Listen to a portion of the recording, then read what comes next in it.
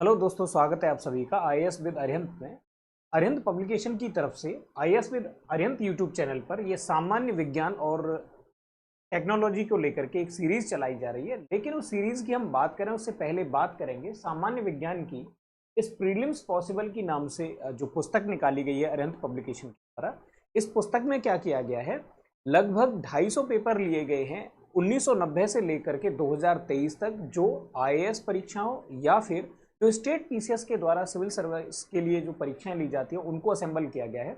उनमें से 3500 से भी ज़्यादा प्रश्नों को चैप्टर वाइज डिवाइड किया गया है और चैप्टर वाइज डिवाइड करने के बाद फिर उनको क्या किया गया है, टॉपिकों में तोड़ा गया है। हर एक टॉपिक को स्टार्ट करते समय उसमें कुछ एड ऑन किया गया है, डाटा दिया गया है या कह लीजिए शॉर्ट नोट्स दे रखे हैं, जिससे आपको पूरा का पूरा चैप्टर पढ़ने की ज़रूरत नहीं है। क्योंकि इस टाइम पर जैसे आप जब पेपर देने वाले हैं 2 महीने या 3 महीने का टाइम रह जाता है, जब आप एमसीक्यू में ताबड़तोड़ लगे होते हैं तो आपको एकदम से शॉर्ट सिनॉप्सिस की जरूरत पड़ती है। इसके अलावा हर एक क्वेश्चन को क्या किया गया है, पूरी तरह से मतलब लॉन्ग उसका सॉल्यूशन दिया हुआ है, डिटेल्ड सॉल्यूशन दिया हुआ है, एक एक चीज को कवर करके सॉल्यूशन दिया हुआ है। साथ ही और भी अगर कहीं जरूरत पड़ी है तो वहां पे क्या किया गया है, यहाँ पे माइंड मैप के नाम से भी डाटा इसमें एड ऑन कर रखा है। अब आप 3500-3600 क्वेश्चन अगर किसी एक सब्जेक्ट पे कर लेंगे तो मुझे नहीं लगता कि उस सब्जेक्ट में फिर कुछ और भी बचेगा। क्योंकि देखिए, पढ़ने पढ़ने से क्या हो जाता है, एक समस्या ये हो जाती है, एक मोनोटॉनिक टाइप का सा रह जाता है या कूप मंडूक जैसा हिसाब हो जाता है। हमको ये लगता है कि आएगा तो हम कर लेंगे क्योंकि हमको सब याद है, लेकिन जब एमसीक्यू में घुमाया जाता है तो वहां मामला फंस जाता है। ठीक है, तो आप ये पुस्तक ले लीजिए ताकि अगर मान लीजिए कुछ और ऐड ऑन करना हो तो आप उसी में कर लीजिए, अंडरलाइन जहां करना हो, ताकि रिवीजन के टाइम पे क्या हो। अभी जैसे मान लीजिए पूरी पुस्तक को पढ़ने में आपको अगर मान लीजिए 1 महीने का टाइम लगेगा, लेकिन जब रिवीजन करेंगे तो वो 3-4 दिन में हो पाए या 5 दिन में हो पाए, उसके लिए आपको क्या है, अंडरलाइन अंडरलाइन आप फिर पढ़ते जाइएगा या जहां शॉर्ट नोट्स दे रखे हैं उनको पढ़ते जाइएगा। ठीक है, अपनी सीरीज को स्टार्ट करते हैं। आज का जो हमारा टॉपिक है वो है फ्यूल या ईंधन। चैप्टर 7 रहेगा कार्बनिक रसायन का। इसमें अगर बात करें ईंधन क्या होता है, तो ऊर्जा का जो स्रोत होता है, कोई भी ऊर्जा का स्रोत या कोई भी ऐसी चीज जिसको हम जलाएं या डिसइंटीग्रेट करें तो उसकी वजह से हमको क्या मिल जाए, हीट के रूप में एनर्जी प्राप्त हो जाए, तो उसे हम क्या कहते हैं, ईंधन कहते हैं। ईंधन के 3 प्रकार हो सकते हैं अवस्थाओं के आधार पर, क्योंकि पदार्थ 3 अवस्थाओं में रह सकता है, या तो ठोस या द्रव या गैस। ठोस ईंधनों में कोल एवं कोक को शामिल किया जाता है। द्रव ईंधनों में पेट्रोल है, डीजल है, केरोसिन है, इस तरह की चीजों को शामिल किया जाता है, या कोई भी जो ऑयल टाइप की चीजें हैं। और गैसीय ईंधनों में एलपीजी, सीएनजी, बायोगैस इत्यादि को, या फिर हम ये कह सकते हैं कि यहाँ पे भाप अंगार गैस, वाटर गैस, इन चीजों को शामिल यहाँ पे किया जाता है। अब हम बात करते हैं, ये तो हो गए उनकी अवस्थाओं के आधार पर वर्गीकरण। कुछ जो ऊष्मीय जो ईंधन है उनका ऊष्मा मान होता है, अर्थात हम ईंधन को जलाएं 1 ग्राम को तो उससे हमको जितनी ऊष्मा प्राप्त होगी उसे ईंधन का ऊष्मा मान कहा जाएगा। तो जैसे कोक या कोयला या चारकोल की बात करें, चारकोल का मतलब होता है लकड़ी को हमने जला लिया और उसको पूरी तरह से वो जल करके राख ना हो उससे पहले ही हमने उसको क्या कर लिया, बुझा दिया, तो वो जो चीज हमको मिलेगी मतलब आधी जली हुई लकड़ी, वो क्या होगी, चारकोल कहलाएगी। तो चारकोल का जो उसमें मान होता है या कोयले का जो उसमें मान होता है वो 25 से 32 किलो जूल प्रति ग्राम होता है। मिट्टी का तेल, मिट्टी के तेल को क्या कहा जाता है, केरोसिन भी कहा जाता है, इसका 48 होता है। पेट्रोल की बात करें तो और थोड़ा सा ज्यादा 50 होता है। डीजल का थोड़ा कम 45 होता है। बायोगैस का 35 से 40 होता है। एलपीजी का 50 होता है।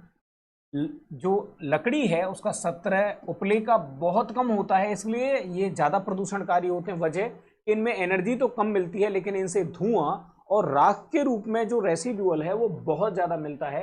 एथेनॉल का 30, मेथिन का और बेटर होता है 55, नेचुरल गैस का 35 से लेके 50 होता है, और हाइड्रोजन का जो उसमें मान होता है बाकी सभी ईंधनों में सबसे ज़्यादा होता है 150। तो अब यहाँ पे आपको ये याद रखना है कि उपले हैं वो बहुत बेटर ईंधन नहीं है। अच्छा ईंधन किसको माना जाएगा, एक तो उसका ट्रांसपोर्टेशन बहुत आसान हो, अगर हमको कहीं एक जगह से दूसरी जगह लेके जाना है तो आसानी से लेके जा सकें। उसका भंडारण करना बहुत आसान हो, हम एक जगह पे उसको कलेक्ट करके रख सकें, ये उसमें एक विशेषता होनी चाहिए, मतलब ज़्यादा से ज़्यादा ईंधन कम से कम जगह में इकट्ठा किया जा सके। फिर सबसे एंड में हमको ये देखना चाहिए कि उसका जो ऊष्मीय मान है वो बहुत ज्यादा होना चाहिए, प्लस उसके द्वारा जो पर्यावरणीय प्रदूषण है या जो हानिकारक गैसें हैं कार्बन डाइऑक्साइड वगैरह, ये बहुत कम मात्रा में निकलनी चाहिए। पेट्रोलियम की अगर हम बात करें तो देखिए, पेट्रोलियम को अगर हम विभाजित कर देते हैं या पेट्रोलियम को जब गर्म करते हैं, तो पेट्रोलियम क्या है, एक गाढ़ा पदार्थ है, बदबूदार पदार्थ है।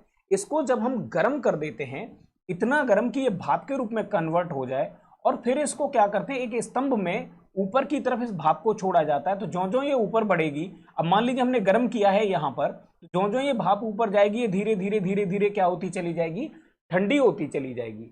अब जो सबसे भारी पदार्थ होगा वो सबसे पहले बैठ जाएगा, फिर उससे जो हल्का होगा वो तब बैठेगा, और इसी तरीके से इसमें क्या कर दिए जाते हैं, अलग अलग हम क्या कर देते हैं, ग्रुपिंग कर देते हैं। अब सबसे ऊपर क्या होगा, जो सबसे हल्का पदार्थ होगा वो पहुंचेगा। तो जब हम इसको गर्म कर देते हैं, तो हमको सबसे पहले सबसे नीचे क्या मिलता है, यहां पर बिटुमेन मिलता है। ये क्या होता है, पेंट एवं सड़क बनाने में इसका इस्तेमाल किया जाता है। बिटुमेन मतलब तारकोल आप कह सकते हैं। पैराफिन की बात करें तो ये मोमबत्ती, बूट पॉलिश, वैक्स पेपर, मलहम और वैसलीन बनाने में इस्तेमाल होता है। ये थोड़ा सा और ऊपर मिलता है। स्नेहक तेल की बात करें, मोबी ऑयल जैसे कहा जाता है, ये किसी भी चीज में घर्षण को कम करने के लिए इसका इस्तेमाल किया जाता है। डीजल की बात करें तो ये क्या होता है, ये हमको मिलता है 250 से लेके, अब जैसे जैसे ऊपर जा रहे हैं देखिए, पहले 500 से ज्यादा, फिर 500 से ज्यादा, 350 से 450, 250 से 350, टेम्परेचर और कम होता चला जाएगा। तो भारी मोटर वाहन एवं वैद्युत जनरेटरों में ईंधन के रूप में इसका इस्तेमाल किया जाता है। ईंधन तेल की बात करें, 250 से 350 पर मिलता है हमको ये। जैसे उद्योग के बॉयलरों और भट्टियों को गर्म करने में इसका इस्तेमाल होता है। केरोसिन तेल की बात करें या गैस तेल, या फिर हम इसको क्या कहते हैं, मिट्टी का तेल कह सकते हैं। अब ये हमको कहां मिलता है, ये मिलता है 150 से लेके 350 में, 300 डिग्री सेंटीग्रेड तक। ईंधन, रोशनी उत्पन्न करने में, तेल गैस भंजन द्वारा गैसोलीन में परिवर्तित करके डीजल ईंधन में या ईंधन के रूप में डायरेक्ट इसको इस्तेमाल करने के लिए यूज करते हैं। अब बात करें पेट्रोलियम ईथर, पेट्रोल या गैसोलीन या बेंजीन व्युत्पन्न, अगर इनकी बात करें तो ये हमको अलग अलग टेम्परेचर पर यहाँ पे एक कॉम्बिनेशन के रूप में मिलते हैं। तो जैसे पेट्रोलियम ईथर है तो ये ब्लैक के रूप में हमको प्राप्त होता है या ब्लैक का काम करता है, चीजों को घोलने वाले पदार्थ के रूप में ये काम करता है। अगर हम पेट्रोल या गैसोलीन की बात करें तो ये भी किसके रूप में होता है, सीधे सीधे पेट्रोल गैस बनाने या ड्राई क्लीन करने, या फिर सीधे हम पेट्रोल इंजनों में इसका प्रयोग करते हैं। बेंजीन व्युत्पन्नों की बात करें तो ये विलायक और शुष्क धुलाई में इनका प्रयोग किया जाता है। नेफ्था वगैरह की बात करें, कच्चे नेफ्था की बात करें तो नेफ्था एक तरीके का क्या है, एक ऊर्ध्वपादस्थ पदार्थ के रूप में काम करता है। संघनित गैसों की बात करें तो जब बिल्कुल एकदम सबसे ऊपर जाके ये ठंडी हो जाती हैं, या कहिए कि जब टेम्परेचर बिल्कुल नॉर्मल हो जाता है, 30 डिग्री सेंटीग्रेड से भी कम हो जाता है, तब वहां पर ये प्राप्त होती हैं। तो ईंधन गैसें, प्रशीतन, कार्बन और हाइड्रोजन गैस के निर्माण के लिए इनका इस्तेमाल होता है। अब एग्जैक्ट आपको टेम्परेचर भी याद रहे ऐसा कोई बहुत जरूरी नहीं है, बस इतना याद आपको रहना चाहिए कि एक तो इनका यूज क्या है मोटा मोटी, और दूसरी बात कि कौन सा भारी है कौन सा हल्का है, ताकि एक बेसिक आइडिया आपके मन में रहे रिस्टोर। ठीक है, आगे बढ़ते हैं। निम्नलिखित जीवाश्म ईंधनों में से कौन स्वच्छतम ईंधन है? स्वच्छतम ईंधन का मतलब हो गया, स्वच्छ ईंधन का मतलब है ऊष्मीय मान ज्यादा हो और प्रदूषण क्या हो, कम हो। ऐसा ईंधन क्या कहलाएगा? स्वच्छ ईंधन कहलाएगा। कोयला जलाते हैं तो उससे बहुत ज्यादा मात्रा में धुआं निकलता है, उसका ऊष्मीय मान भी कम होता है, ये तो स्वच्छ ईंधन नहीं होगा। ये जितने भी हमारे यहाँ पे दे रखे हैं इनमें सबसे घटिया स्थिति का यही होगा। डीजल का जो प्रदूषण उतना ही करेगा, लेकिन डीजल से क्या होगा, ऊष्मीय मान पेट्रोल की अपेक्षा में कम होता है, इसलिए क्या होगा, ये भी उतना बेटर नहीं होगा। पेट्रोल देखिए सबसे घटिया की स्थिति में कोयला, उससे बेटर स्थिति में डीजल, उससे बेटर स्थिति में पेट्रोल। प्राकृतिक गैस के केस में क्या है, प्रदूषण कम है, लेकिन इसका जो हीट वैल्यू है, ऊष्मीय मान है, वो क्या है, वो ज्यादा है। इसलिए प्राकृतिक गैस क्या होगा, दिए हुए ऑप्शंस में सबसे स्वच्छ ईंधन होगा। लेकिन अगर टोटल ईंधनों में बात करें तो हाइड्रोजन को स्वच्छतम ईंधन माना जाता है अगर सभी ईंधनों की बात करें, क्योंकि हाइड्रोजन को जलाने पर कोई कार्बन डाइऑक्साइड गैस नहीं निकलती है, बल्कि ऑक्सीजन के साथ रिएक्शन करके ये पानी बनाता है, जो कि कोई प्रदूषणकारी पदार्थ नहीं होता है। क्योंकि प्राकृतिक गैस बहुत कम मात्रा में प्रदूषणकारी गैसें उत्सर्जित करती है, जबकि कोयला, पेट्रोल, डीजल, जीवाश्म ईंधनों में प्रदूषणकारी गैसों का अधिक उत्सर्जन करते हैं। ठीक है, निम्नलिखित में से कौन प्राकृतिक ईंधन है? कोल गैस, कोक, टार, पेट्रोलियम। देखिए, कोल गैस है, ये भी क्या किया जाता है, कोयले को गर्म करके या ऑक्सीजन की अनुपस्थिति में जब उसको गर्म किया जाता है तो कोल गैस निकलती है। फिर जो सूखा पदार्थ रह जाता है उसको हम कोक कहते हैं, और जो लिक्विड टाइप की चीज निकलती है उसे टार कहते हैं। तो तीन चीजें प्राप्त होती हैं कोयले का जब भंजन किया जाता है या ऑक्सीजन की अनुपस्थिति में उसको बहुत ज्यादा गर्म किया जाता है, तो वो तीन रूपों में टूट जाता है। एक गैसीय रूप में टूट जाता है, एक हल्के से द्रव रूप में टूट जाता है, काला चिपचिपा पदार्थ, और एक टूट जाता है वो एकदम सॉलिड। कोक को जलाने पे कोई धुआं वगैरह नहीं निकलता है, इसका ऊष्मीय मान भी कोयले की अपेक्षा बहुत ज्यादा होता है। अब बचा क्या? अगर ये और ये आर्टिफिशियली बनाए गए हैं या मानव द्वारा इंटरफियर करके बनाए गए हैं, तो प्योर नेचुरल कौन हो जाएगा? सीधे सीधे जमीन से हम पेट्रोलियम को प्राप्त करते हैं, तो पेट्रोलियम हमारा क्या हो जाएगा? प्राकृतिक ईंधन हो जाएगा। अब पेट्रोलियम बनता कैसे है? पेट्रोलियम बनता है जब जीवित चीजें या जीव जमीन में दब जाते हैं। अब यहां पे दो कंडीशन काम करती है, एक दाब की कंडीशन, एक ताप की कंडीशन। तो यही जो चीजें हैं ये किस में बदल जाती हैं? दो चीजों में बदल जाती हैं, कोयले में,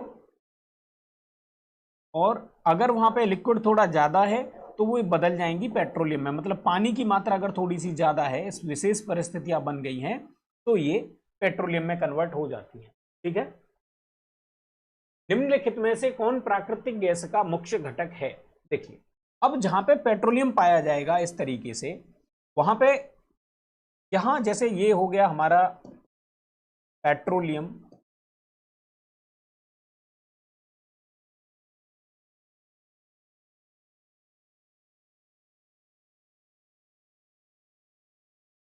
ये हो गई प्राकृतिक गैस।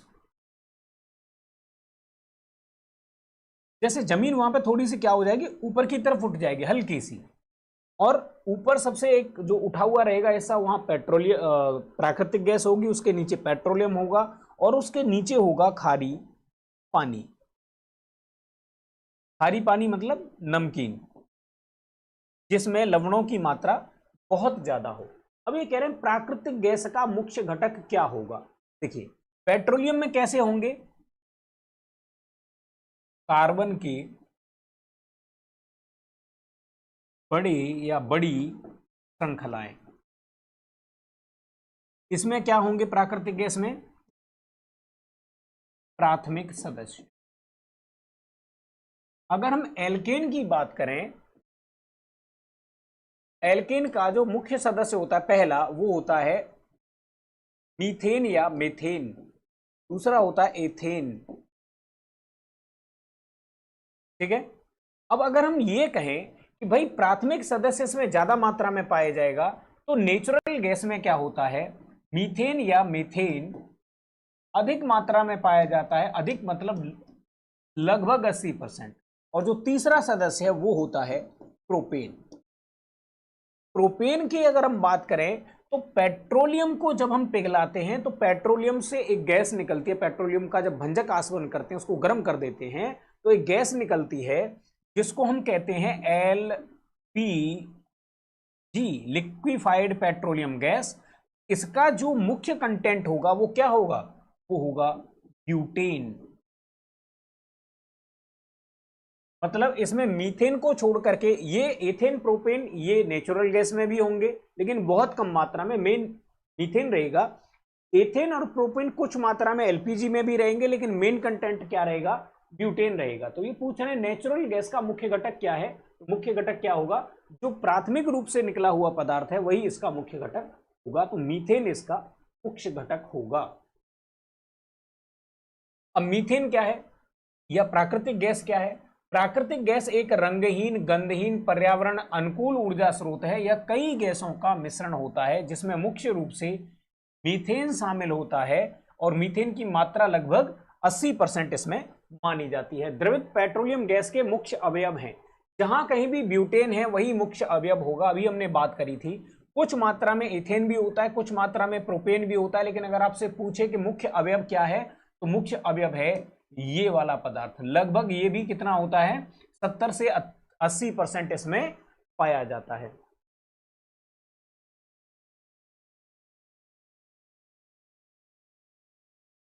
अब देखिए जो मीथे, अभी इसके बारे में हमने बात कर ली कि एलपीजी हमको मिलता कहाँ है, तो एलपीजी मिलता है हमको पेट्रोलियम के भंजक आसवन के द्वारा, लेकिन ये इसमें कोई गंध नहीं होती है, इसका कोई रंग नहीं होता है। तो इसको हम जैसे लैटर में हम यूज करते हैं, घर में हम सिलेंडरों में के द्वारा हम खाना बनाने के लिए इसका इस्तेमाल करते हैं एलपीजी के सिलेंडर्स के द्वारा, इसमें कोई बदबू नहीं आती है। तो अगर लीकेज हो गई तो आग लगने का बहुत ज्यादा खतरा हो जाएगा। उससे बचने के लिए क्या किया जाता है, इसमें इसमें मरकैप्टन नाम का एक बदबूदार पदार्थ मिला देते हैं, जिसके द्वारा अगर मान लीजिए जब भी रिसाव होगा तो ये पदार्थ भी रिसेगा और जिसके द्वारा बहुत बुरी बदबू फैल जाएगी। तो हमको एग्जैक्टली ये पता लग जाएगा कि इस कमरे में मान लीजिए या इस जगह पे एलपीजी का रिसाव हो चुका है, तो हम वहां पे आग जैसी चीज, शॉर्ट सर्किट या इस तरह की चीजों से बचने की कोशिश करेंगे और पहले वहां से गैस को आउट करेंगे, या ये कहिए कि एस्केप या वहां से बचने के प्रयास हमारे द्वारा किए जाएंगे।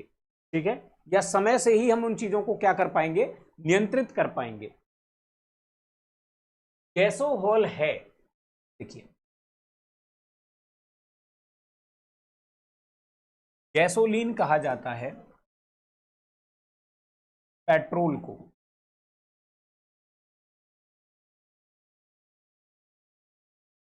एल्कोहल के अंतर्गत बहुत सारी चीजें आती हैं, लेकिन इसमें जो मुख्य रूप से हमारा यहां पे कहने का मतलब है एथिल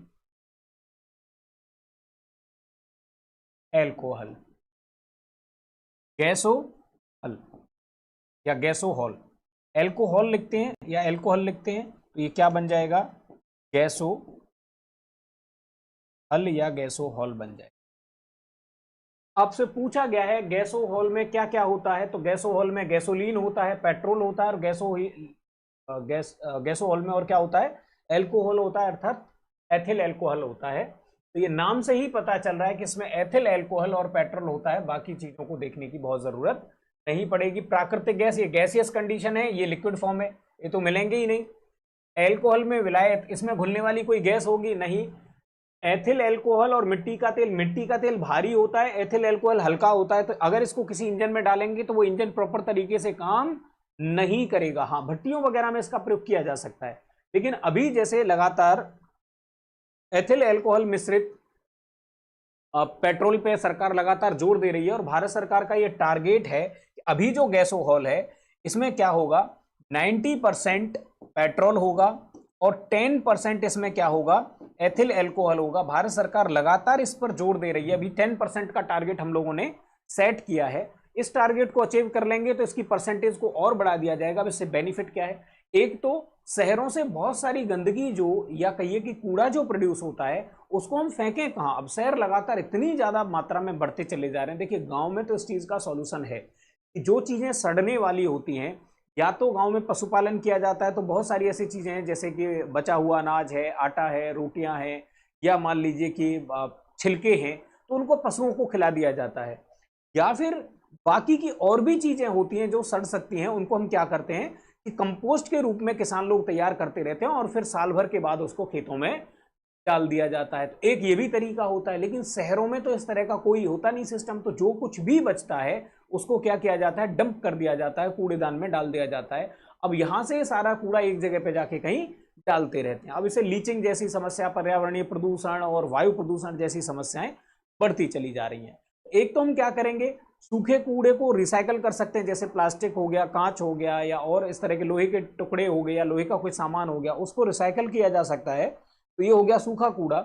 और गीले कूड़े में जैसे कि मान लीजिए बची हुई रोटियां हैं, सब्जियां हैं, अनाज है, या बहुत कई बार क्या हो जाती चीजें सड़ जाती हैं, आलू सड़ जाते हैं, इस तरह की चीजों को हम क्या करेंगे, उसको सड़ा करके और उसके फर्मेंटेशन के द्वारा क्या करेंगे एथिल अल्कोहल प्राप्त कर लेंगे तो इससे दो फायदे होंगे। एक तो हमको बाकी देशों पर पेट्रोलियम खरीदने के लिए कम प्रेशर होगा, क्योंकि हमारे पास ऑलरेडी 10% अल्कोहल अवेलेबल रहेगा जिसको हम पेट्रोलियम में यूज कर लेंगे।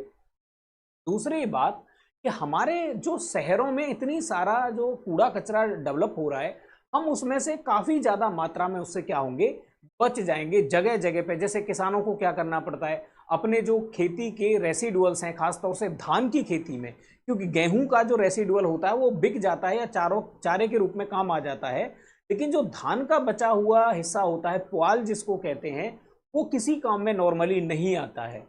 अब अगर उसको हम क्या करें, उसको भी सड़ा करके अगर हम अल्कोहल बना लें, अगर हम इस तरह के प्लांट खोल दें, तो एक तो किसानों को सेकेंडरी इनकम मिल जाएगी, कुछ मात्रा में उनको पैसे मिल जाएंगे, तो खेती हल्का सा प्रॉफिट का बिजनेस हो जाएगा। अभी खेती क्या है, लॉस का बिजनेस है।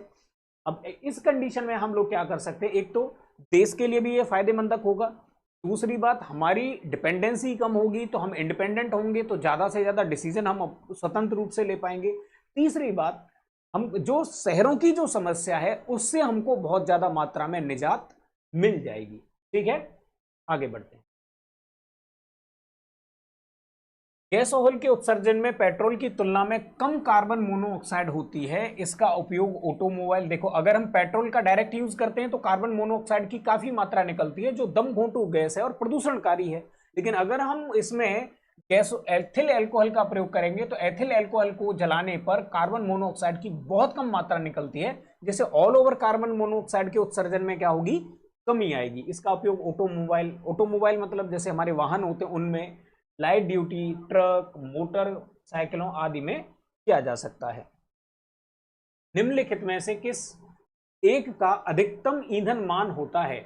हमने पढ़ा था कि जो सबसे घटिया ईंधन होते हैं उनमें उपले आते हैं, कंडे जिनको कहा जाता है, और सबसे जो बेहतर ईंधन है उसमें हाइड्रोजन आती है। उसकी वजह यह है कि हाइड्रोजन को जब हम जलाते हैं, जलाने का मतलब ऑक्सीजन से क्रिया कराते हैं, तो हमको सिर्फ पानी मिलता है, कोई कार्बन डाइऑक्साइड गैस नहीं मिलती है। और इससे हमको क्या मिलता है, इसका जो कैलोरी मान होता है वो 150 होता है, मतलब इतने किलो जूल हमको मिलेंगे 1 ग्राम हाइड्रोजन जलाने पर, जो लगभग बाकी पदार्थों से 3 गुना ज्यादा है। जैसे हम एलपीजी की बात करें तो एलपीजी से लगभग 3 गुना ज्यादा है हाइड्रोजन का मान या ऊष्मीय मान।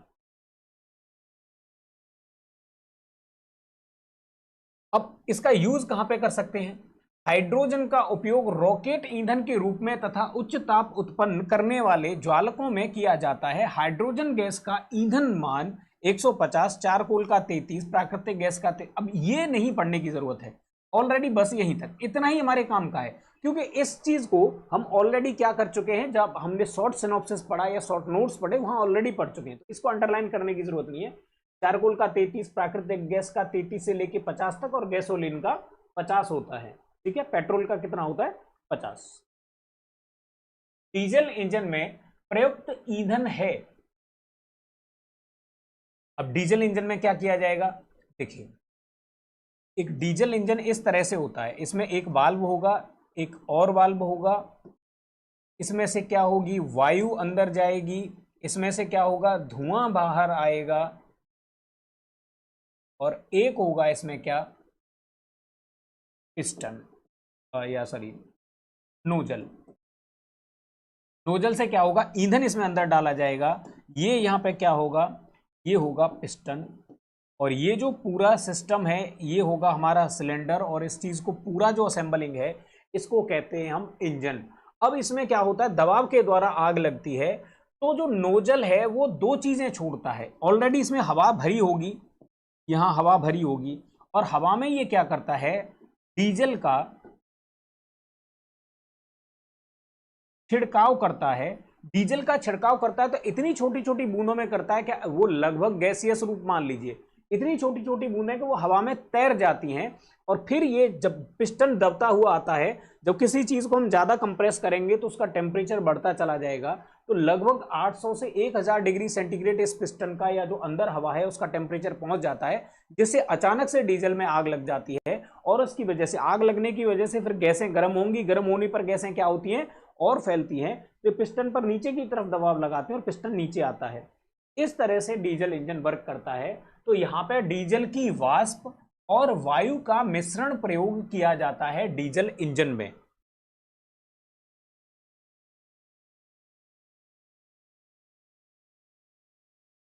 ठीक है, ये 800 नहीं है, इसको क्या कर लीजिए आप 800। ठीक है, बस इतना सा है इसमें। निम्नलिखित में से किसने गोबर गैस प्रणाली का आविष्कार किया? Biogas system. देखिए, सीबी रमन है तो इन्होंने क्या किया था? रमन इफेक्ट। जगदीश चंद्र बोस की बात करें तो इन्होंने क्या किया था? कैस्कोग्राफ।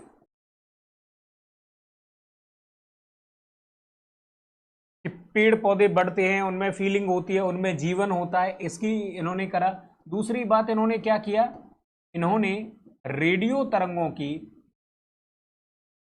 खोज की, या वायरलेस का आविष्कार इनको माना जाता है। हालांकि मरकोनी को भी माना जाता है, बट ऐसा माना जाता है कि इन्होंने पहले खोज जो है वो पहले कर दी थी, लेकिन इन्होंने पेटेंट नहीं कराया था। मरकोनी साहब ने क्या किया? खोज करके तुरंत पेटेंट करा लिया था, बस इतना अंतर है। खुराना साहब ने क्या किया था? डीएनए के बारे में बात करी। अब बचे हमारे देसाई साहब। देसाई साहब ही वो साइंटिस्ट हैं जिन्होंने क्या किया था? बायोगैस सिस्टम की बात करी थी, या इन्होंने ही बायोगैस सिस्टम को डेवलप किया था।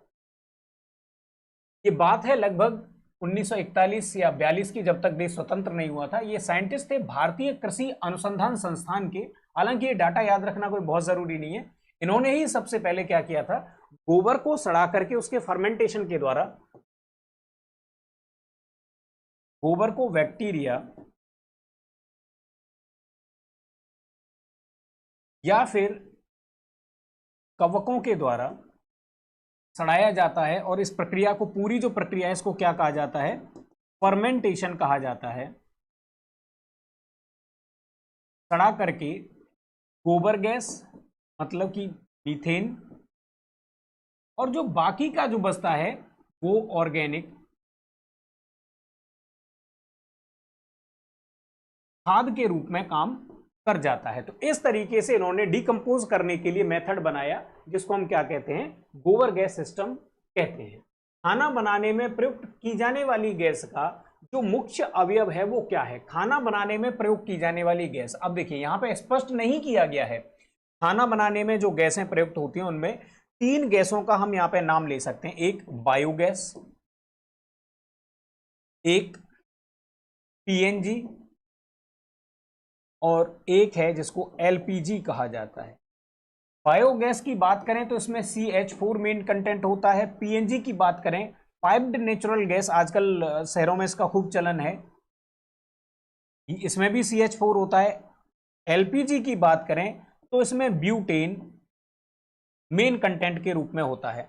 अब यहां पे देखेंगे कार्बन डाइऑक्साइड गैस, ये तो आग बुझाती है, ये तो जब ईंधन जल जाता है उसके प्राप्त होती है। ईंधन जलने के बाद प्राप्त होती है। नाइट्रोजन और ऑक्सीजन सामान्य तौर पर सामान्य टेम्परेचरों पर सामान्य अवस्था में ये क्रिया नहीं करती है, तो नाइट्रोजन ऐसे नहीं जल जाती है कि हम इसको जलाना चाहें, ये जलेगी नहीं। सामान्य अवस्था में ये अक्रिय का काम करती है।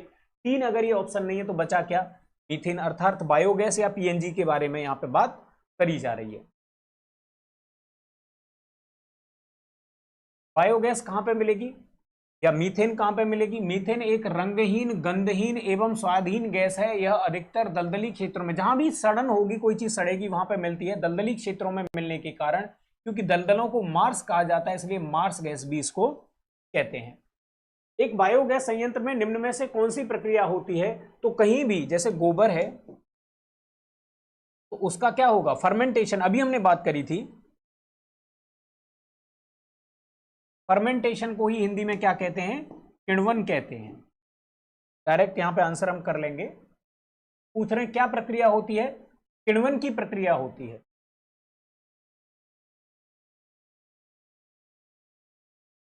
देखिए, किण्वन द्वारा गोबर गैस का निर्माण किया जाता है। गोबर गैस का निर्माण मृत जैव सामग्री द्वारा किया जाता है। यह पर्यावरण के अनुकूल नवीकरणीय ऊर्जा स्रोत है। भाई मान लीजिए वो खत्म हो जाएगा गोबर, फिर से डाल दीजिए, फिर से गैस बन जाएगी।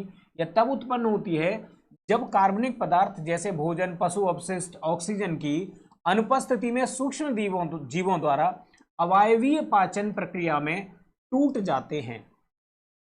ठीक है, ऑलरेडी इसके बारे में डिस्कस किया जा चुका था। बायोगैस का क्या मुख्य कंटेंट होता है? तो बायोगैस में मीथेन मुख्य कंटेंट होता है। कोई भी चीज सड़ती है तो उसमें कार्बन डाइऑक्साइड तो निकलेगी ही निकलेगी। तो एक तो इसमें कार्बन डाइऑक्साइड गैस निकलेगी, इधर गोबर, और इसको क्या किया जा रहा है, सूक्ष्म जीव इसको क्या कर रहे हैं, तोड़ रहे हैं, और यहां पे क्या हो गया, किण्वन इस प्रक्रिया को या फर्मेंटेशन इस प्रक्रिया को कहा जा रहा है। कोई भी चीज सड़ती है तो कार्बन डाइऑक्साइड कंपलसरी है, कुछ मात्रा में कार्बन डाइऑक्साइड निकलेगी और अधिक मात्रा में क्या निकलेगी, CH4 निकलेगी। मीथेन और कार्बन डाइऑक्साइड का मिश्रण होगी। हाइड्रोजन मिल जाती तो फिर तो आदर्श रूप में ना ये हो जाता पूरा का पूरा, हाइड्रोजन नहीं निकलती है। ठीक है, ऑलरेडी इस पे बात हो चुकी है। गोबर गैस में 75% तक मीथेन पाई जाती है। तो अगर आपसे पूछे कि भाई मुख्य इसका कंटेंट क्या होता है, तो मुख्य कंटेंट इसका मीथेन होती है। लेकिन इसमें मीथेन के अलावा बहुत कम मात्रा में मीथेन होती है, उसके बाद कार्बन डाइऑक्साइड होती है। बाकी गैसों में हाइड्रोजन सल्फाइड, नमी या पानी की मात्रा तथा सिलाक्सेन की उपस्थिति हो सकती है। तो पानी इसमें होता है, उसको क्या कहते हैं, सिलाक्सेन। आगे बढ़ते हैं। ऑक्टेन संख्या की बात करें तो देखिए यहां पे ऑक्टेन संख्या है खाद्य तेलों की, पेट्रोल की, केरोसिन तेल की, सुगंधित तेलों की। तो ऑक्टेन संख्या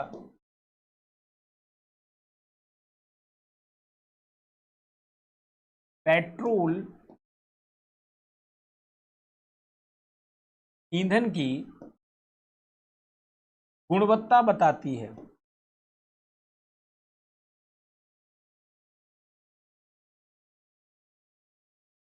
ऑक्टेन नंबर द्वारा किसी ईंधन के अपस्फोटन को व्यक्त किया जाता है। ऑक्टेन संख्या जितनी अधिक होगी, अपस्फोटन उतना ही कम होगा तथा ईंधन की क्षमता और गुणवत्ता उतनी ही ज्यादा होगी।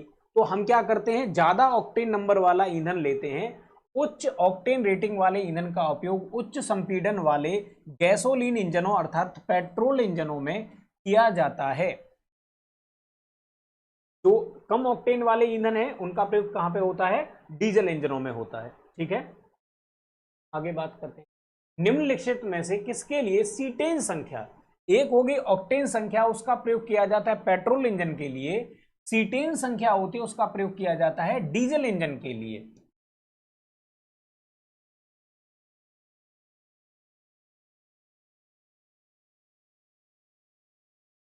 डीजल का दहन बिना स्पार्क किए संपीड़न, अभी हमने डीजल इंजन का स्ट्रक्चर देखा था, उसमें संपीड़न होता है। पेट्रोल इंजन में क्या होता है कि स्पार्क प्लग और आ जाता है, तो वहां उतना ज्यादा संपीड़न करने की जरूरत नहीं पड़ती, स्पार्क के द्वारा आग लगाई जाती है। अतः जब डीजल ईंधन संपीड़ित किए जाने पर जितना जल्दी प्रज्वलित होता है, उसकी सीटेन संख्या उतनी ही अधिक होती है। यह अच्छे डीजल की पहचान है। कार इंजन में नॉकिंग से बचने के लिए, नॉकिंग का मतलब होता है कि जब हम कंप्रेस कर रहे होते हैं, पिस्टन जब ऊपर की तरफ आ रहा होता है तो प्रेशर लगातार बढ़ रहा होता है इंजन के अंदर। उससे क्या हो जाता है कि ईंधन में टाइम से पहले, जैसे पिस्टन को यहां पर आके आग लगनी चाहिए, जैसे मान लीजिए पिस्टन यहां पर आ जाएगा तब आग लगनी चाहिए, लेकिन क्या हो जाता है कई बार कि आग यहां तक पिस्टन पहुंचता है तभी लग जाती है, तो मजबूरी में पिस्टन को पहले ही लौटना पड़ जाएगा। इससे इंजन में झटके लगने स्टार्ट हो जाते हैं।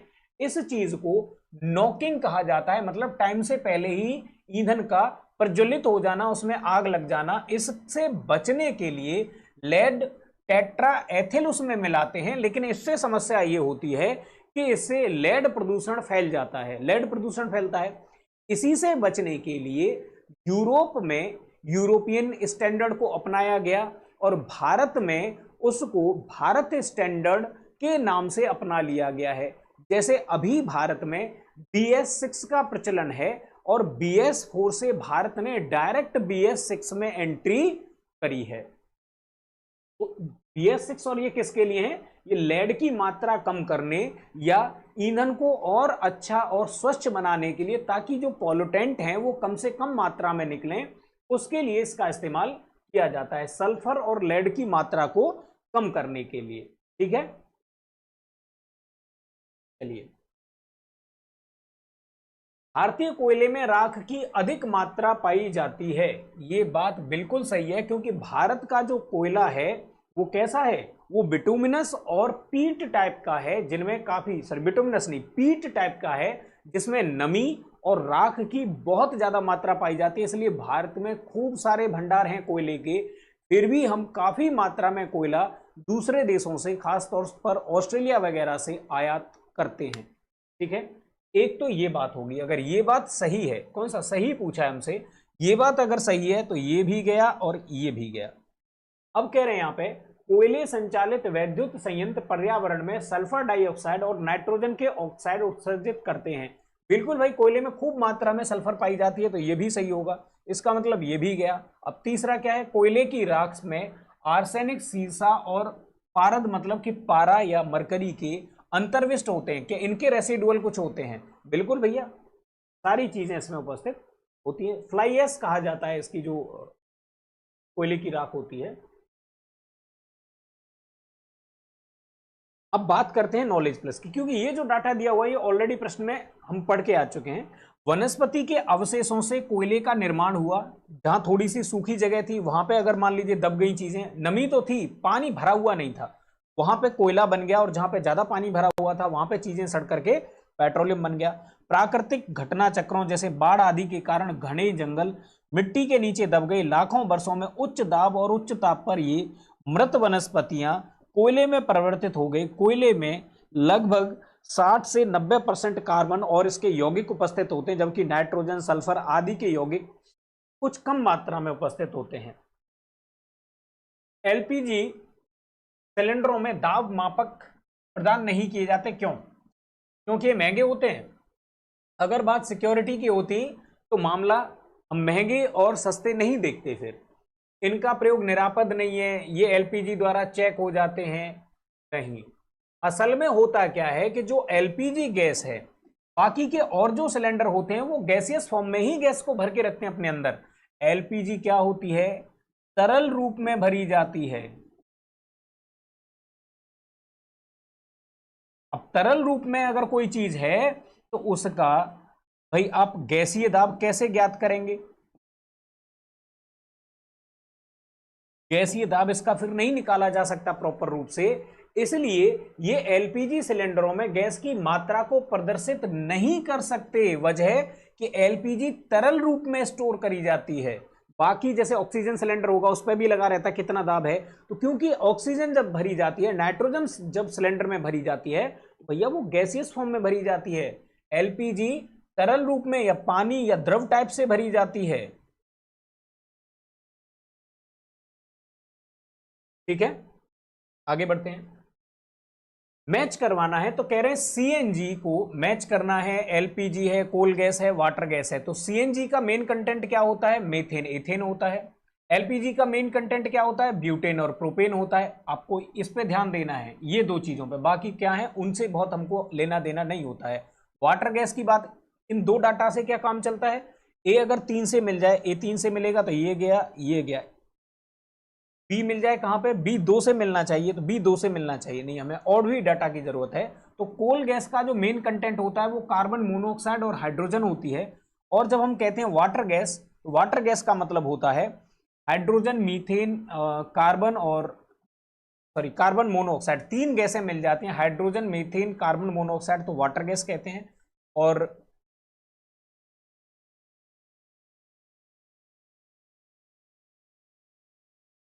नहीं,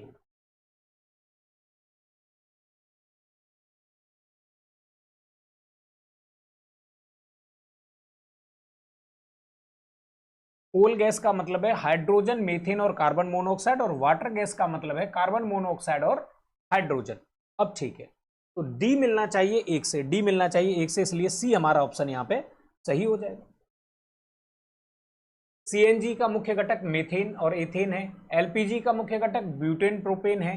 कोल गैस के मुख्य घटक हाइड्रोजन, मीथेन और कार्बन मोनोऑक्साइड है। और वाटर गैस के कार्बन मोनोऑक्साइड और हाइड्रोजन होते हैं। स्वचालित वाहनों में प्रदूषण नियंत्रण हेतु सीएनजी में मुख्यतः उपस्थित है। सीएनजी में क्या होता है, मीथेन या मीथेन।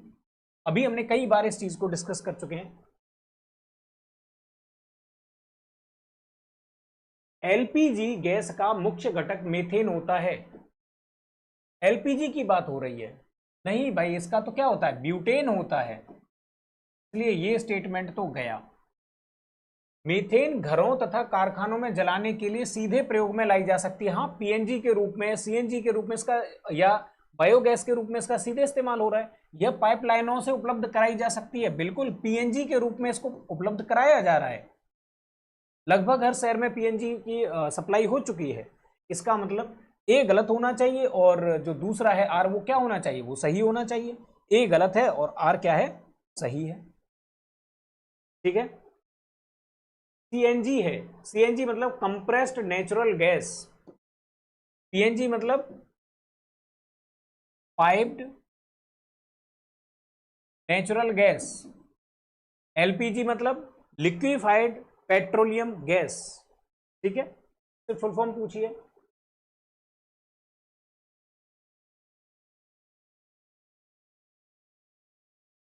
द्रवित प्राकृतिक गैस, एलएनजी की बात हो रही है। लिक्विफाइड नेचुरल गैस, सब में वही रहेगा। वो अत्यधिक शीत ताप तथा उच्च दाब में द्रवित किया जाता है, जिससे विशेष रूप से अविकल्पित पात्रों में उसका संग्रह और परिवहन सुसाध्य हो सके। भारत में प्रथम एलएनजी टर्मिनल हासन में निर्मित हुआ। भाई एग्जैक्टली नहीं कह सकते हुआ कि नहीं हुआ। और कह रहे हैं द्रवित पेट्रोलियम गैस से प्राकृतिक गैस द्रव्यों का पृथक्करण किया जाता है और इसमें एथेन, प्रोपेन, ब्यूटेन तथा प्राकृतिक गैसोलीन सम्मिलित हैं। एलपीजी से प्राकृतिक गैसों को अलग किया जाता है, नहीं। अभी हमने एक चित्र बनाया था कि सबसे ऊपर प्राकृतिक गैस रहेगी जो गैस फॉर्म में रहेगी, और फिर क्या रहेगा, फिर पेट्रोलियम हमको लिक्विड फॉर्म में मिलता है, और उसके नीचे क्या मिलता है, खराब या गंदा पानी या कह सकते हैं नमकीन पानी मिलता है। 3 लेयर हमको मिलती हैं जब हम उसके पेट्रोलियम के कुएं खोदते हैं तब। इसका मतलब ये जो स्टेटमेंट है तीसरा वाला, ये हो गया गलत। बाकी हम नहीं, अगर हम एग्जैक्टली नहीं भी जानते, लेकिन हम इतना जानते हैं कि एलपीजी गैस अलग होती है और प्राकृतिक गैस अलग होती है। अगर हमको ये भी डाटा पता है तब देखिए ये गया, ये गया और ये भी गया। इसका मतलब केवल एक सही है। हासन में निर्मित नहीं हुआ था। जब हमने असम में डिगबोई में सबसे पहला पेट्रोलियम का कुआं खोदा था, तभी हमको प्राकृतिक गैस के बारे में पता चल चुका था। ठीक है, अब बात करते हैं द्रवित पेट्रोलियम गैस। यह ब्यूटेन, आइसोब्यूटेन तथा कुछ प्रोपेन का मिश्रण है। तेल के कुएं इसके मुख्य स्रोत हैं। एलपीजी के एक प्रबल दुर्गंधनीय पदार्थ एथिल मर्केप्टन या थायोएथेनॉल भी एलपीजी में इसके रिसाव का पता लगाने के लिए मिलाया जाता है, क्योंकि एलपीजी एक रंगहीन गंधहीन गैस होती है। सीएनजी का मुख्य, अभी हमने बात करी थी, सीएनजी का क्या होता है, मीथेन। प्रतिहिम के रूप में इस्तेमाल किया जाता है। भाई इससे तो क्या होगा, ये तो आग लगाने का काम करेगा। एथेनॉल है, ये भी एल्कोहल है, ये भी एथिल, ये 3 तो क्या हो गए, एल्कोहल हो गए, और एल्कोहल को जलाया जाता है तो ईंधन के रूप में काम करते हैं। बाकी तीसरा बचेगा, वो क्या बचेगा, एथिलीन ग्लाइकोल बचेगा, जो प्रतिहिम के रूप में, मतलब ये क्या करता है, चीजों को या जो हमारा जो वो है ईंधन है उसको जमने से रोकता है।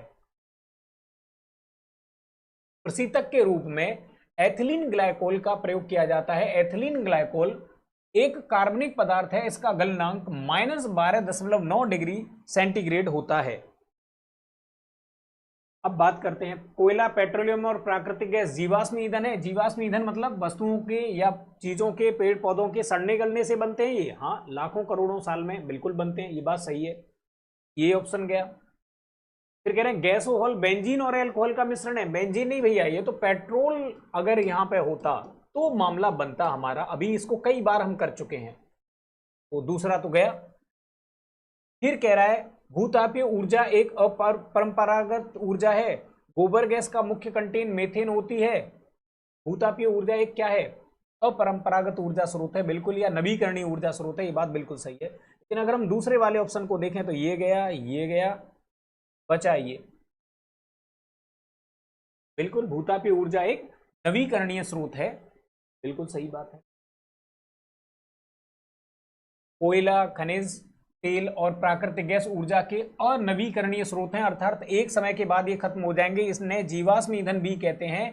गैसोहॉल एक ईंधन है जो 10% निर्जल एल्कोहल या एथेनॉल तथा 90% गैसोलीन या पेट्रोल का मिश्रण है। गोबर गैस या बायोगैस मुख्यतः मीथेन और कार्बन डाइऑक्साइड का मिश्रण होती है। दूसरा कथन सही नहीं होगा, क्योंकि ये क्या है, क्योंकि भूतापीय ऊर्जा एक गैर परंपरागत ऊर्जा स्रोत है। यह खनिजों के रेडियोधर्मी क्षय से और सतह पर अवशोषित सौर ऊर्जा से उत्पन्न होती है।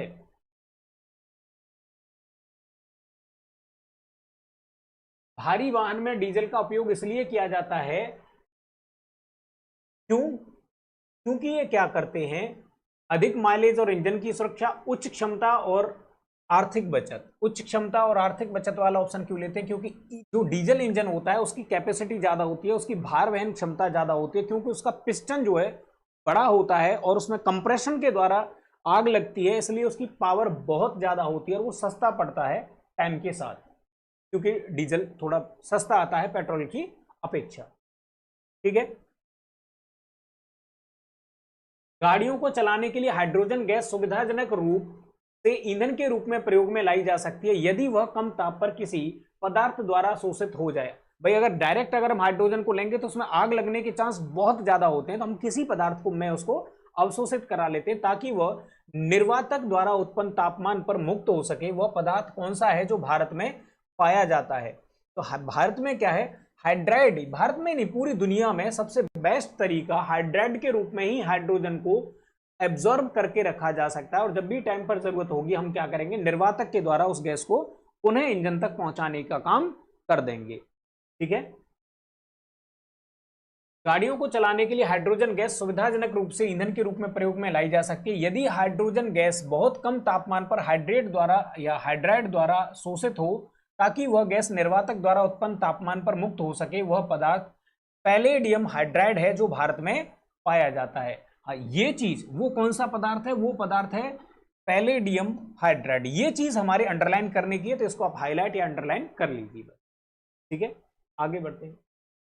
मोटर कारों के अपेक्षाकृत नए मॉडलों की निम्नलिखित विशेषताओं पर ध्यान दीजिए। कह रहे रेडियल टायर, बिल्कुल रेडियल टायर होंगे तो घर्षण क्या रहेगा, कम रहेगा। घर्षण कम रहेगा तो जो इंजन है उस पर कम लोड पड़ेगा, कम लोड पड़ेगा तो पॉल्यूशन कम करेगा और खर्चा भी हमारा कम आएगा। तो ये बात होनी चाहिए बिल्कुल।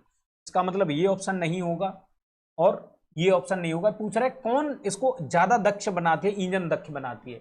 इसके बाद कह रहा है सुप्रवाही ढांचा होना चाहिए। सुप्रवाही ढांचा होता है मोटर कार। अब रेसिंग कार की बात करें या हवाई जहाज की बात करें तो वहां पे तो ढांचे का कोई खास मतलब बनता है, बाकी ढांचे का उतना ज्यादा असर नहीं होता है, तो इस ऑप्शन से कोई खास फर्क नहीं पड़ता है। तो नहीं होना चाहिए तो इसका मतलब ये भी गया। बाकी हमारे पास एक यही ऑप्शन बचता है तो ये सही हो जाएगा। 3 भी सही है। बहुबिंदु ईंधन अंतःक्षेप होना चाहिए और उत्प्रेरक परिवर्तक रेचक सहित होना चाहिए, ये कैटलिस्ट युक्त होना चाहिए।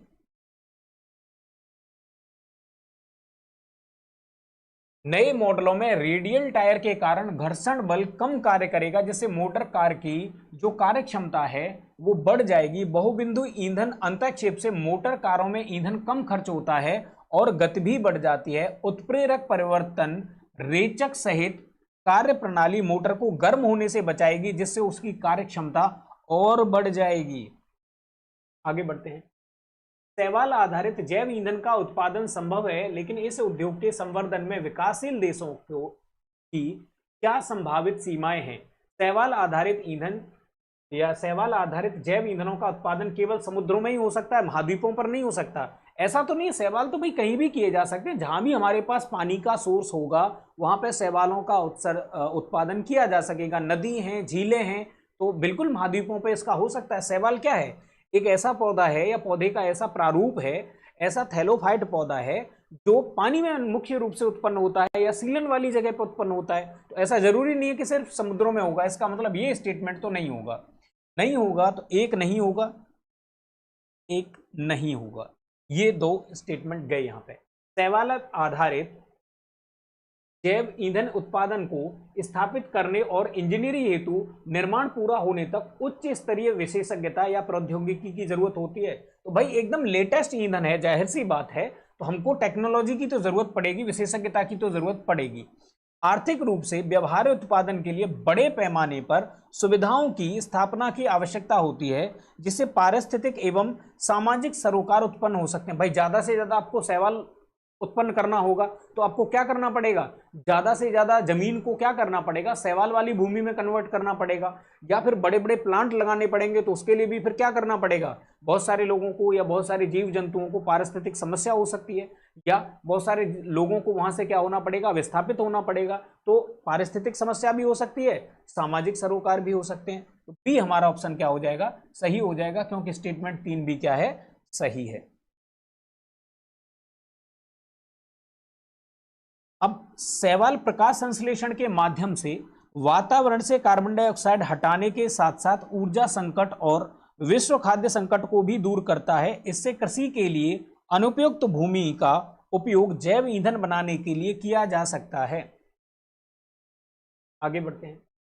अब हमारा जो टॉपिक है वो है विस्फोटक पदार्थ। विस्फोटक पदार्थों के बारे में अगर हम बात करें तो देखिए, कोई भी ऐसी चीज ईंधन में और जो विस्फोटक है उसमें दो अंतर होते हैं। ऊर्जा प्रदाता, जो ऊर्जा प्रदान कर रहे हैं हमको, वो दो प्रकार की चीजें होती हैं। एक होता है ईंधन और एक होता है विस्फोटक। ईंधन क्या है, धीरे धीरे ऊर्जा दे, और ये क्या करता है, एक साथ ऊर्जा देता है। अब धीरे धीरे अगर ऊर्जा देगा तो उसका हम इस्तेमाल कुछ क्रिएटिव चीजों में कर सकते हैं, लेकिन अगर एक साथ ऊर्जा मिलेगी तो उसका काम, उसका उपयोग हम विनाशक कार्यों के लिए करेंगे, मतलब बम वगैरह बनाने के लिए इसका इस्तेमाल करेंगे। सामान्य तौर पर अगर आप फिर कहेंगे कि भाई हम तो डायनामाइट का प्रयोग तो हम पहाड़ों को तोड़ने के लिए, कंस्ट्रक्टिव वर्क के लिए करते हैं, हाँ कुछ मात्रा में होता है, लेकिन अधिकतर इनका प्रयोग कहां पर होगा, हम इसको विध्वंसक कार्यों को या चीजों को तोड़फोड़ के लिए ही इसका इस्तेमाल करेंगे, क्योंकि इतनी ऊर्जा एक साथ मिलती है जिसका हम यूज नहीं कर सकते हैं। तो अब अगर हम बात करें विस्फोटकों के बारे में, तो दहन के फलस्वरूप अत्यधिक ऊष्मा, ऊर्जा और तीव्र ध्वनि उत्पन्न यहाँ पे होती है। बात करें यहाँ पे कुछ उदाहरणों की, तो ट्राई नाइट्रोग्लिसरीन की बात करें तो इसे नोबल तेल कहा जाता है। इसकी खोज 1886 में की गई थी। डायनामाइट के निर्माण में ये बहुत उपयोगी होता है। ट्राई नाइट्रोटॉलुइन की बात करें टीएनटी की, तो खोज हुई थी इसकी 1863 में। बात करें आरडीएक्स की, तो रिसर्च एंड डेवलपमेंट एक्सप्लोजिव की बात करें तो इसको प्लास्टिक विस्फोटक भी कहा जाता है। इसकी खोज 1899 में की गई थी।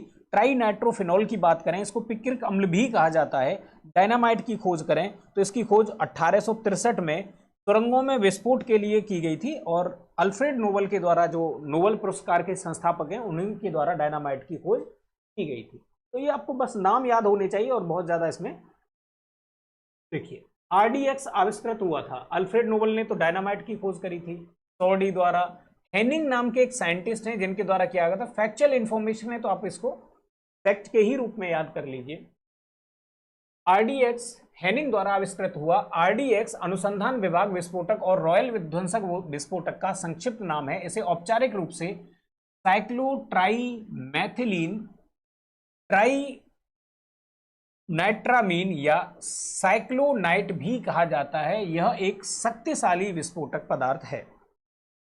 निम्नलिखित में से कौन सा विस्फोटक नहीं है, तो टीएनटी नहीं है, टीएनजी नहीं है, आरडीएक्स नहीं है, नाइट्रोक्लोरोफोम नहीं है। नाइट्रोक्लोरोफोम का भी विस्फोटक के रूप में हमने कहीं नाम नहीं पढ़ा था। ट्राई नाइट्रोग्लिसरीन तो था। अब है क्या ये चीज, तो नाइट्रोक्लोरोफॉर्म का प्रयोग सूक्ष्म जीवरोधी, कीटनाशी आदि के रूप में किया जाता है।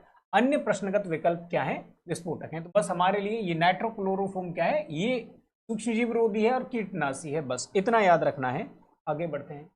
निम्नलिखित कथनों में से कौन सा सत्य है, हमको ये बताना है। डीडीटी एक रोगाणुनाशक है, नहीं भाई, डीडीटी एक कीटनाशक है, तो डीडीटी यहां होना चाहिए। टीएनटी एक क्या है, ये तो एक विस्फोटक है, तो कीटाणुनाशक नहीं है, इसलिए ये गलत, ये गलत। आरडीएक्स एक विस्फोटक है और एलएसडी एक विषाणुनाशक है, नहीं। पूछा था, सत्य पूछा है, तो आरडीएक्स क्या है, एक विस्फोटक है, बिल्कुल। यह टीएनटी से भी अधिक विस्फोटक होता है। इसके विस्फोटक का वेग 8750 मीटर पर सेकंड होता है। इसकी उच्च विस्फोटकता के कारण इसका प्रयोग द्वितीय विश्व युद्ध के अवसर पर व्यापक रूप में किया गया था। आरडीएक्स एक रंगहीन ठोस पदार्थ है जो हेक्सामाइन पर सघन नाइट्रिक अम्ल डालकर बनाया जाता है। निम्नलिखित गैस युग्मों में से किसका मिश्रण खानों में अधिकतर होने वाले विस्फोटकों या विस्फोटों का कारण बनता है? देखिए, कहीं भी जहां भी सामान्य तौर से खदानों में क्या होगा, कोयले वगैरह की खदानें होंगी। भाई ये तो नहीं लिखा ना किसकी खदानें हैं, किसकी खदान में विस्फोट हो रहा है।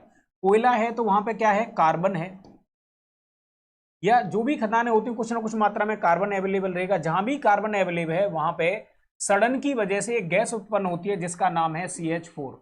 और CH4 जब ऑक्सीजन के साथ मिल जाती है तो अचानक से क्या होता है, विस्फोट होता है। बहुत ज्यादा मात्रा में क्या हो जाती है, आग लगती है, जिससे अधिक मात्रा में ऊर्जा उत्पन्न होती है। तो ऑक्सीजन को हम क्या कह सकते हैं, ऑक्सीजन होती है लगभग कितना, 21% अवेलेबल रहती है हवा में। तो आप सीधे हवा कह सकते हैं या ऑक्सीजन कह सकते हैं।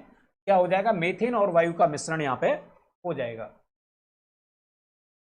खानों में सामान्यतः carbon monoxide, carbon dioxide, methane, oxygen, nitrogen, hydrogen आदि गैसें पाई जाती हैं। इन्हीं में वायु की मात्रा मिश्रित होकर विस्फोटक का कारण बनती है। वायु के साथ 5.15% मीथेन की मात्रा विस्फोटक होती है। अगर इतना % भी मीथेन हो जाए तो बिल्कुल आग लगने की संभावना हो जाएगी। वायु में 12.5 से 74% तक कार्बन मोनोऑक्साइड की उपस्थिति विस्फोटक होती है, क्योंकि ये भी कार्बन मोनोऑक्साइड भी ऑक्सीजन से क्रिया करके क्या बना सकती है, CO2 बना सकती है। वायु में 4 से 74% तक कार्बन तथा हाइड्रोजन का मिश्रण कर विस्फोट कराया जा सकता है। हाइड्रोजन अवेलेबल है, वो भी विस्फोटक हो सकती है। किस एक को विस्फोटक की तरह प्रयोग किया जा सकता है? अभी हमने पढ़ा था क्या, नाइट्रोग्लिसरीन क्या होता है विस्फोटक बनाने के लिए, या स्वयं विस्फोटक के रूप में इसका प्रयोग किया जा सकता है। नाइट्रोग्लिसरीन एक भारी रंगहीन एवं तेलीय विस्फोटक पदार्थ है। इसे ग्लिसरील नाइट्रेट या 1,2,3 ट्राई नाइट्रो ऑक्सीप्रोपेन के नाम से भी जाना जाता है। निम्नलिखित विस्फोटकों में से किस में नाइट्रोग्लिसरीन एक आवश्यक संघटक के रूप में नहीं पाया जाता है? कार्बाइड, डायनामाइट, एमाटोल या ब्लास्टिंग जिलेटिन में? डायनामाइट में नहीं पाया जाता होगा पॉसिबली, सॉरी, ये एमाटोल में नहीं पाया जाता है। एक्सप्लेनेशन देख लेते हैं इसका। विस्फोटकों में एमाटोल में नाइट्रोग्लिसरीन एक आवश्यक संघटक के रूप में नहीं पाया जाता है। एमाटोल एक अत्यधिक विस्फोटक तत्व है। अब यहां से एमाटोल क्या है उसके बारे में, जो TNT तथा अमोनियम नाइट्रेट के मिश्रण से निर्मित होता है। हमसे पूछा था TNG इसमें पाया जाता है कि नहीं, तो TNG इसमें नहीं पाया जाता है। कॉर्डाइट या ब्लास्टिंग जिलेटिन एवं डायनामाइट में नाइट्रोग्लिसरीन एक आवश्यक संघटक के रूप में होता है। तो हमको बस यहां पे पढ़ना क्या है, एमाटोल क्या है। एमाटोल क्या होता है, एमाटोल है ट्राई नाइट्रोटालुइन और अमोनियम नाइट्रेट का एक मिश्रण। निम्नलिखित में से किस विस्फोटक का नाम नोबल का तेल है या नोबल तेल है? TNG trinitroglycerin. अभी थ्योरी में इस चीज को हमने पढ़ा था, तो डायरेक्ट एकदम से ये ऐसी चीजें होती हैं, कुछ क्वेश्चन ऐसे होते हैं जो फैक्चुअल बेस होते हैं, उसमें ज्यादा आप कर नहीं सकते इधर उधर। TNG विस्फोटक का नाम नोबल का तेल है या नोबल तेल है। रासायनिक रूप से यह एक कार्बनिक नाइट्रेट यौगिक है। इसका उपयोग विस्फोटकों के निर्माण में सक्रिय संघटक के रूप में किया जाता है। डायनामाइट के निर्माण में प्रयुक्त होने वाला रसायन क्या है?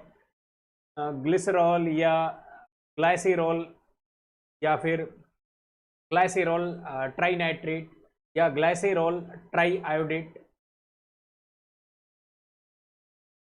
देखते हैं भाई इसको।